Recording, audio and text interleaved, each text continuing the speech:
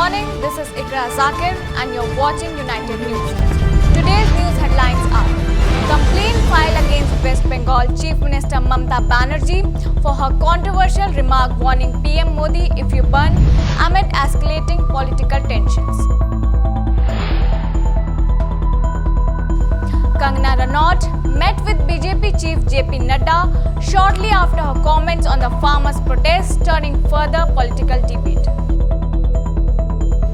Assam has passed a bill requiring compulsory registration of Muslim marriages, aims to formalize marital records, enhance legal protections and improve justice administration.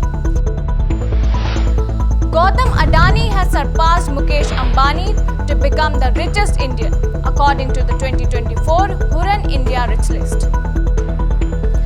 In Uttar Pradesh, Bahraich, a killer wolf responsible for the deaths of 7 people over 47 days has been captured by the forest teams. The capture brings an end to the tragic and prolonged wildlife threat in the region.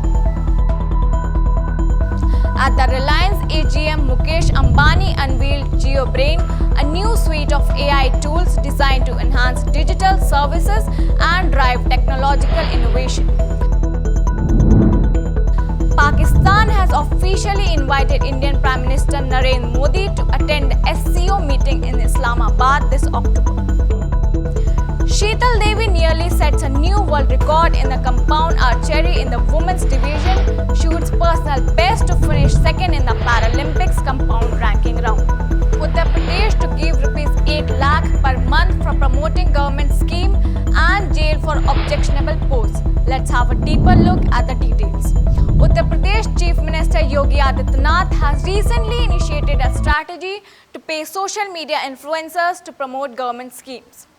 This approach is part of a broader effort to enhance public engagement and awareness regarding various state initiatives, including welfare programs, health campaigns, and infrastructure projects.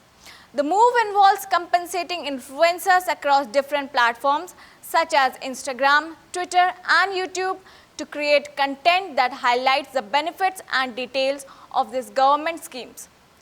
The objective is to leverage the influencers' reach and impact to inform, mobilize a wider audience, particularly the young demographic that is highly active online.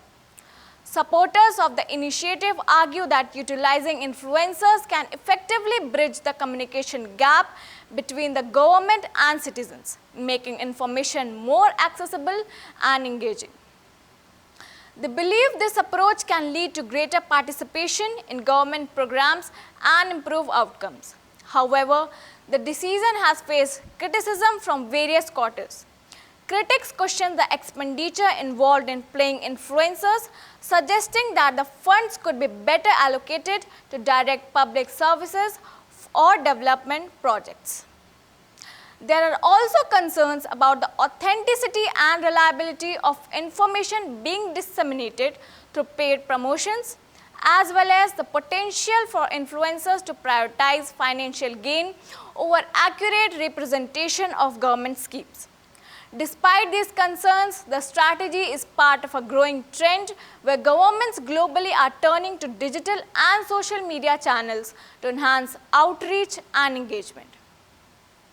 The effectiveness and impact of this approach in Uttar Pradesh will be closely monitored in the upcoming months.